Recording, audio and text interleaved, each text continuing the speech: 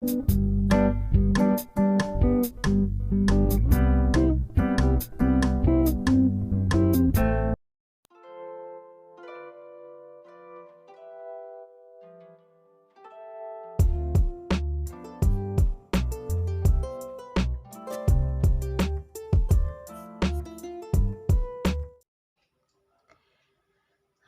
assalamualaikum warahmatullahi wabarakatuh. Selamat datang kembali di channel YouTube aku, teman-teman semua. Untuk baseline semua yang di luar sana, terima kasih karena sudah menonton video saya sebelumnya mengenai gizi daur hidup part 1 terkait dengan gizi bagi ibu hamil dan janin. Semoga bermanfaat ya.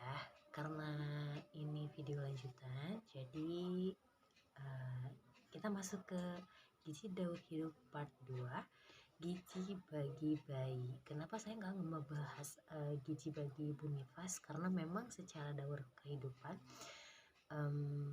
setelah ibu hamil itu dia akan melahirkan bayi, maka bayi masuk ke dalam gizi daur hidup. Oke, dan kita bahas ya. Untuk bayi itu adalah kriterianya 0 sampai 6 bulan ya. Jadi 6 bulan ke atas itu masuknya ke balita, bukan bayi. Jadi bayi itu 0 sampai 6 bulan. Nah, untuk bayi itu sendiri yang perlu diperhatikan ada beberapa hal. Oke. Bagi ibu hamil di sini, baseline yang ibu hamil silahkan berkumpul dan silahkan perhatikan, dengarkan apa yang akan saya sampaikan hari ini, semoga bisa bermanfaat ya. Yang pertama, yang paling penting yang harus diperhatikan untuk ibu hamil yang akan melahirkan, satu yaitu IMD. IMD atau inisiasi menyusu dini. Bukan inisiasi menyusui dini, bukan ya, tetapi inisiasi menyusu dini. Apa bedanya? Nah, ini perlu ibu-ibu ketahui nih. Baseline ibu hamil di sana ataupun baseline yang lain di sana perlu ketahui bahwa untuk IMD itu caranya biarkan anak mencari puting ibunya, jangan ibu yang memberikan puting kepada bayi atau anaknya, jangan, tetapi biarkan bayi yang mencari puting ibunya sendiri. Oke, jadi jangan ibu kasihkan, maksudnya biarkan dia mencari, biarkan dia berjalan mencari dengan mulutnya untuk mencari puting ibu. Jadi itu inisiasi menyusu dini, karena kalau misalnya ibu yang langsung memberikan kepada anak, maka itu bukan inisiasi menyusui dini, tetapi inisiasi menyusui dini, itu beda ya. Jadi harus diperhatikan.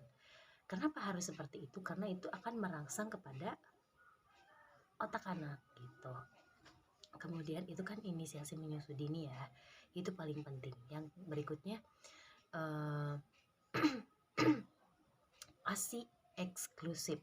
Nah, tadi inisiasi menyusui dini atau IMD, sekarang ASI eksklusif. Kenapa sih ASI eksklusif ini penting diberikan? Apa sih sebenarnya ASI eksklusif?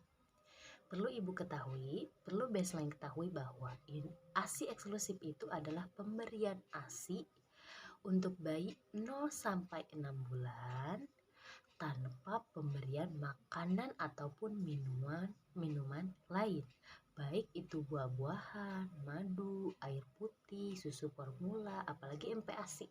Nah, ya, perhatikan, jadi ASI eksklusif itu tidak memberikan apapun selain ASI. Lalu bagaimana jika anak itu sakit, misalnya dibawa berobat dan dikasih obat oleh dokter? Nah, itu ibu tidak boleh memberikan air putih. Tidak boleh memberikan air putih. Ibu cukup memberikan ASI saja. Kenapa? Karena ASI itu beda sama susu formula ya Bu ya. Jadi tidak masalah gitu. Kemudian nih, untuk pemberian ASI eksklusif, selain permasalahan itu, ada lagi permasalahan di mana ibu menyusui setelah melahirkan. Itu ASInya tidak keluar di hari pertama, kedua, atau ketiga. Nah, kita luruskan nih seperti ini. Kenapa ibu tidak perlu khawatir terkait hal tersebut? ASI tidak keluar, kemudian tiba-tiba ibu memberikan susu formula kepada bayi ibu yang baru lahir, itu tidak boleh dilakukan. Kenapa? Karena Perlu Ibu ketahui bahwa kebutuhan bayi terkait dengan ASI untuk hari pertama ya Ibu ya, itu hanya membutuhkan sebesar kelereng. Biji kelereng itu kan kecil banget, itu kebutuhan ASI bayi di usia 1 hari. Kalau misalnya Ibu di hari pertama tidak keluar ASI, cukup susui bayi sesering mungkin, karena memang kebutuhannya sedikit, jadi keluar sedikit itu memang sudah menyesuaikan dengan kebutuhan bayi. Jangan sampai ibu memberikan susu formula, mubazir juga kalau memberikan susu formula kepada bayi 1 hari, ya kan, usia 1 hari ibu kasih susu formula, sementara yang dibutuhkan hanya sebesar biji kelereng gitu. Nah itu yang harus Ibu perhatikan juga, karena kalau misalnya ibu sudah memberikan susu formula, maka ASI eksklusifnya tidak berhasil. Oke, jadi sarannya cukup satu, susui bayi sesering mungkin, maka itu akan memicu keluarnya ASI seperti itu. Oke, ASI itu manfaatnya apa sih? Nah, ibu perlu ketahui untuk bayi. Bayi kenapa sih memerlukan ASI? Memangnya kenapa bayi 0-6 bulan itu harus ASI eksklusif, tidak boleh diberikan makanan lain? Karena salah satu manfaat ASI itu adalah sebagai antibodi yang paling terbaik untuk bayi.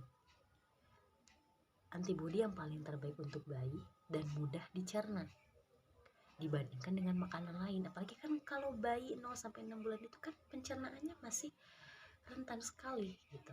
Jadi hanya ASI adalah makanan yang paling mudah dicerna oleh bayi, dan ASI itu memiliki manfaat sebagai antibodi terbaik.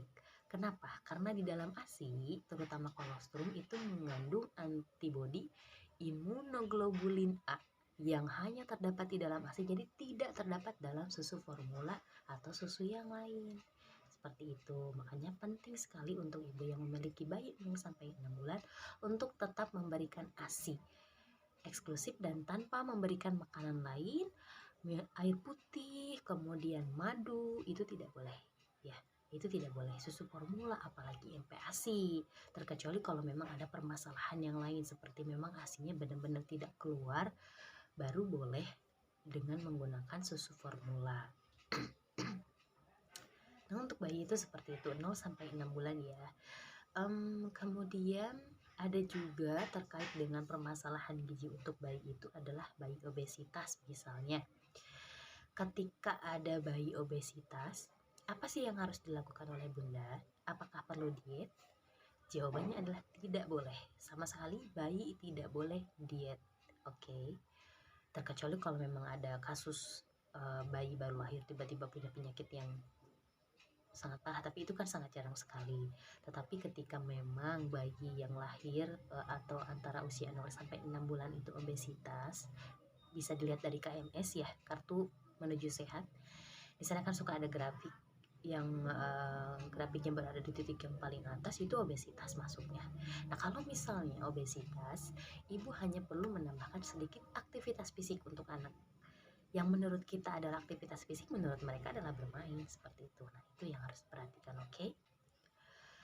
Kemudian tadi kan kita menyebutkan bahwa yang paling penting itu adalah IMD dan juga ASI eksklusif. Oke, kita dapat 2 kata kunci ini untuk bayi ya. Nah, ada juga timbul permasalahan bayi di mana bayi tersebut lahir dengan berat badan yang rendah atau di bawah 2,5 kg. Ternyata BBLR itu bisa memicu atau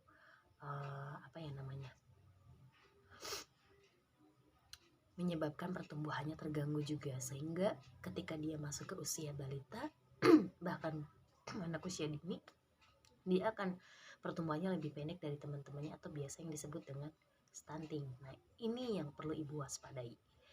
Jadi baik itu yang bayi BBLR atau berat badan lahirnya rendah atau berat badannya normal, ibu harus tetap memberikan ASI eksklusif, karena dengan pemberian ASI eksklusif 0-6 bulan itu bisa membantu mendukung pertumbuhan anak supaya anak itu tidak stunting. Seperti halnya tadi yang saya sampaikan bahwa ASI ini mengandung antibodi. yang bagus untuk bayi sehingga bayi itu tidak mudah terkena infeksi. Karena ketika bayi mudah terkena infeksi, itu akan mempengaruhi kepada pertumbuhannya dan bisa menyebabkan stunting seperti itu. Nah, seperti itu ya Bunda.